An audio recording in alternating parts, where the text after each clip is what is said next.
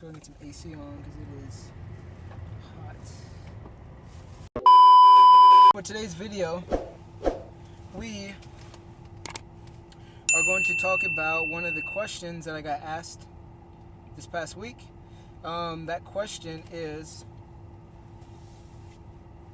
so this person said that they enlisted in the Navy Reserve as an HM.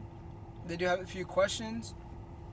First off, how difficult would you say it is at Corpsman A school, and how long is it? I really don't have any medical education background, so I was concerned I will be behind. Also, I've been seeing anywhere from 14 to 19 weeks long, so I wanted a definite answer on that. So, to begin with, I believe my core school was almost 18 weeks long. When it comes to core school, it depends on when they class you up. So when we went through core school, they classed us up with 100 people. So that we had to wait until we had 100 people to actually be classed up and then start our week one.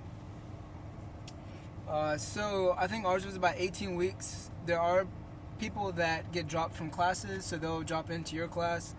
And then they do try to kind of expedite classes as well, kind of speed it up with the clinicals week.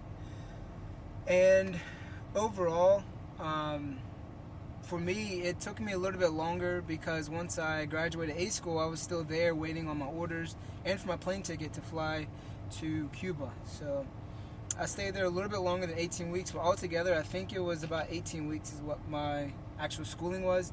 Now with COVID, things could be a little different. It could take a little bit longer,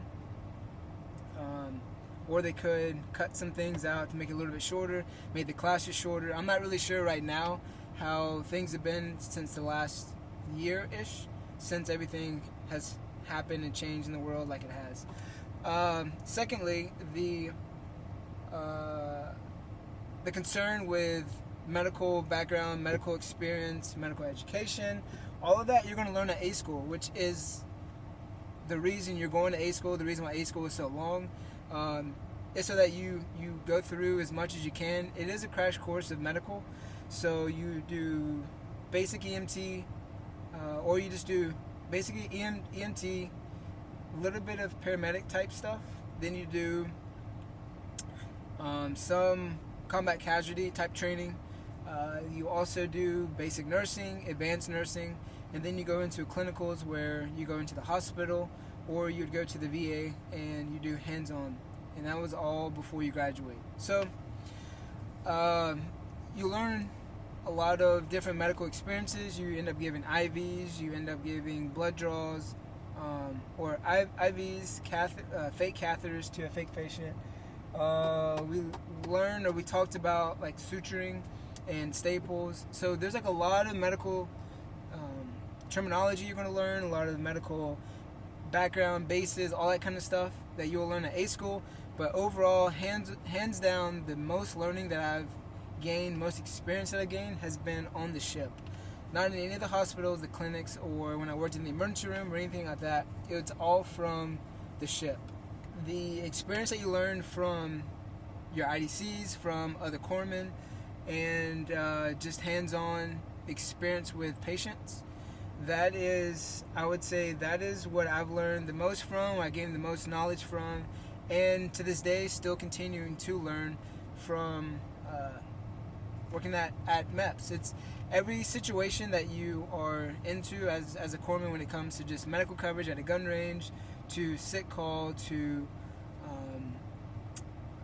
medevacs, all of that is going to be different per command.